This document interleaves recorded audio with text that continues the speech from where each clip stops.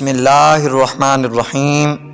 اشرف T V کے ناظرین، السلام علیکم ورحمۃ اللہ وبرکاتہ۔ کہتے ہیں کہ پہلے وقتوں میں ایک اعرابی نے اپنی بیوی کو طلاق دے دی۔ لوگ اس کے پاس پوچھنے اور سبب معلوم کرنے آئے کہ اس نے یہ طلاق اپنی بیوی کو کیوں دی۔ جب اس کے پاس بیٹھے تو سبب پوچھا، وہ کہنے لگا کہ ابھی عدت میں ہے، ابھی تک وہ میری بیوی ہے، مجھے اس سے رجوع کا حق حاصل ہے، میں اگر اس کے عیب تمہارے سامنے بیان کر دوں تو رجوع کیسے کروں؟ ناظرین، لوگوں نے اب انتظار کرنا شروع کیا کہ عدت ختم ہو جائے پھر جا کے پوچھیں گے۔ عدت ختم ہوئی، اس شخص نے رجوع نہیں کیا۔ لوگ دوبارہ اس کے پاس آئے، اب پوچھا کہ میاں تو نے طلاق کیوں دی تھی؟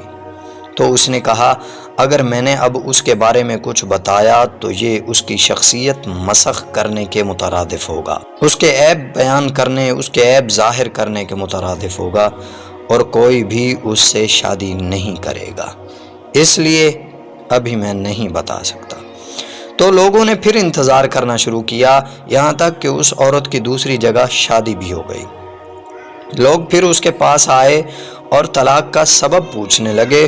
اس اعرابی نے کہا، اب چونکہ وہ کسی اور کی عزت ہے اور مروت کا تقاضا یہ ہے کہ میں پرائی اور اجنبی عورت کے بارے میں اپنی زبان بند رکھوں۔ ناظرین، یہ چھوٹی سی بات ہمیں سبق سکھاتی ہے۔ کیا آج کے دور میں ایسے لوگ ہیں؟ بلکہ آج تو کہیں رشتہ ہونے لگے تو بے شمار غلطیاں نکال کر بتا دیتے ہیں، اور تو اور طلاق دینے کے بعد کسی حرام خور عامل کے پاس جا کر اس پر جادو کروا دے کہ میں دیکھتا ہوں کون کرتا ہے تم سے شادی۔ اس لیے بیٹیوں کی شادیاں وہاں کریں جہاں لوگ انہیں اپنی عزتیں سمجھیں، نہ کہ وقت گزاری کا ذریعہ۔